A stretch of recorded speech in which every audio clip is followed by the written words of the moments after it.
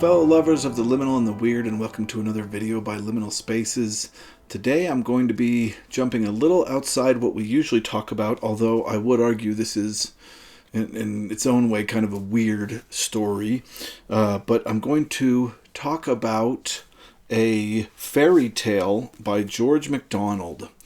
George MacDonald was an early writer of children's literature, and he was also the mentor of Lewis Carroll, who wrote Alice in Wonderland. He is now being considered, instead of as a children's literature writer or a fairy tale writer, he is being considered a fantasy writer, and I'm really glad to see that, because that makes a lot of sense. There are some things he wrote in this book that are pretty much straight up fairy tales, but some of these go beyond fairy tales, I think, and become early pre-Alice in Wonderland, early fantasy stories, which is super cool. And the one that we're going to be speaking about specifically was titled by George MacDonald, The History of Photogen and Nycteris, a Day and Night Marken, or fairy tale, which was later just called The Day Boy and the Night Girl, and then eventually was published as The Son of the Day and the Daughter of the Night. This has had so many titles. This is a really cool and beautiful version that was illustrated by Lynn Teeple, and she did some wonderful illustrations for this story. And before I give the synopsis, I want to just quickly read the first paragraph of this story. Chapter 1, as you can tell, is a very small amount of text, and it's called Watho. There was once a witch who desired to know everything, but the wiser a witch is, the harder she knocks her head against the wall when she comes to it. Her name was Watho, and she had a wolf in her mind. She cared for nothing in itself, only for knowing it.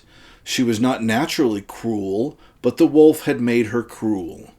She was tall and graceful, with a white skin, red hair, and black eyes, which had a red fire in them. She was straight and strong, but now and then would fall bent together, shudder, and sit for a moment with her head turned over her shoulder, as if the wolf had got out of her mind and onto her back. Well, this is Watho here. She likes to stare down at the lands around her castle through a periscope. You can see she's got a cat there too. I like this concept that George MacDonald puts out for witches right away at the beginning. And you can see that this is couched in the language of fairy tales. It absolutely is. But Watho is not this evil witch. She is a person who is absolutely obsessed with knowledge. She wants knowledge. And she doesn't really have any moral standing for what she does with the knowledge. She just wants knowledge.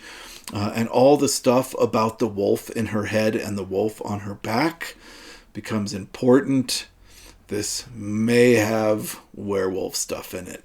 So, this witch, who has a desire for knowledge, decides to have some fun and try something out. And one of the things that you'll immediately think when reading this is, why would this person do this to these poor children?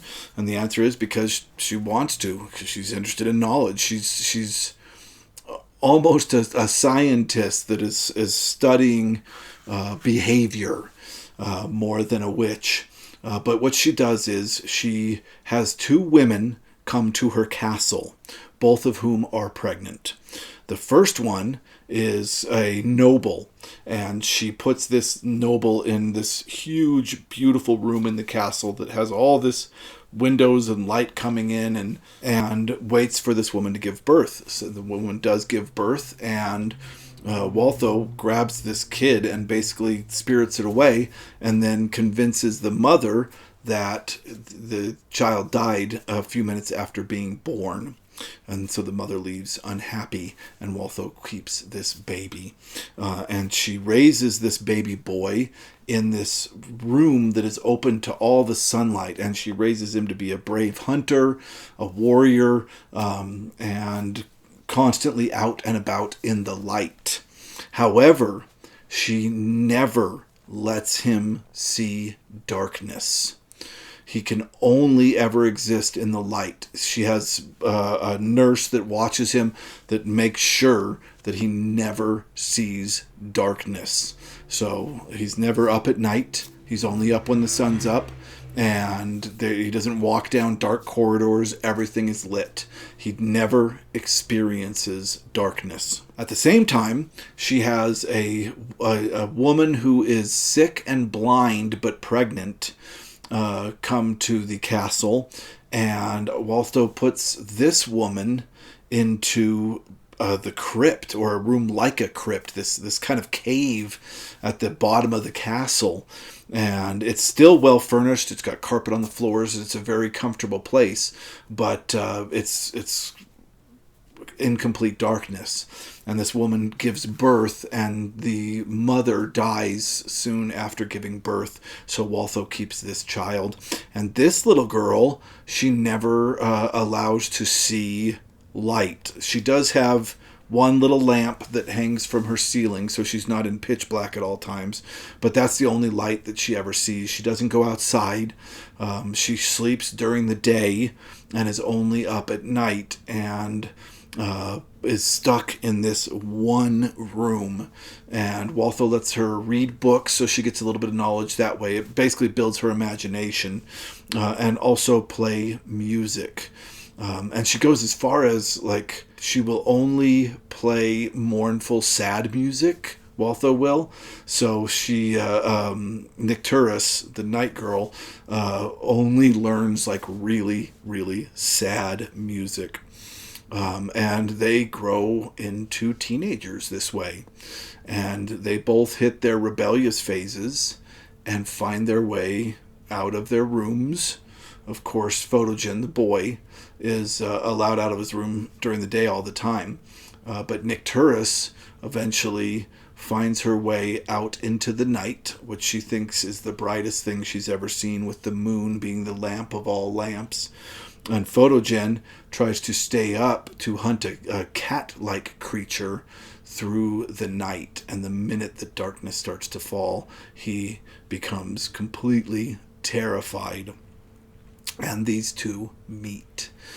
And the rest of the story is amazing, and them trying to figure out who they are, figuring out that they, in a weird way, complete each other, and they have to fight Waltho to try and get away. It is a wonderful story, absolutely worth a read, and in my opinion, one of the earliest examples of fantasy, of modern fantasy.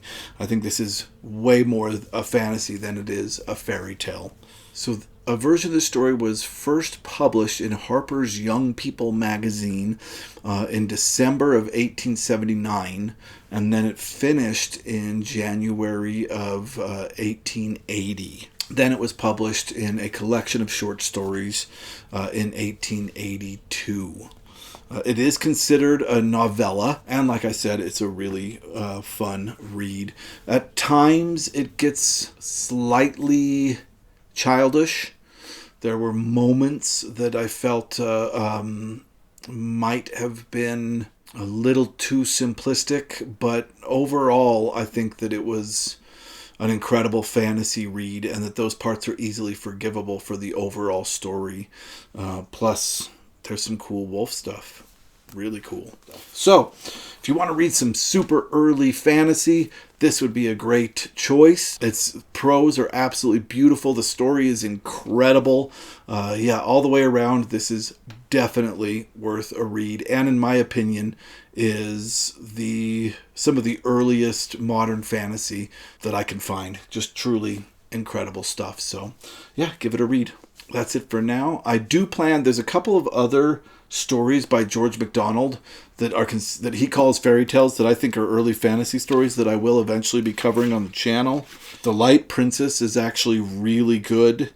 And The Golden Key is kind of a travel fantasy that is absolutely incredible. So yeah, I think I will be covering those two eventually on the channel as well. George MacDonald, awesome, awesome writer. All right, thank you so much for watching. I'll see you on the next one.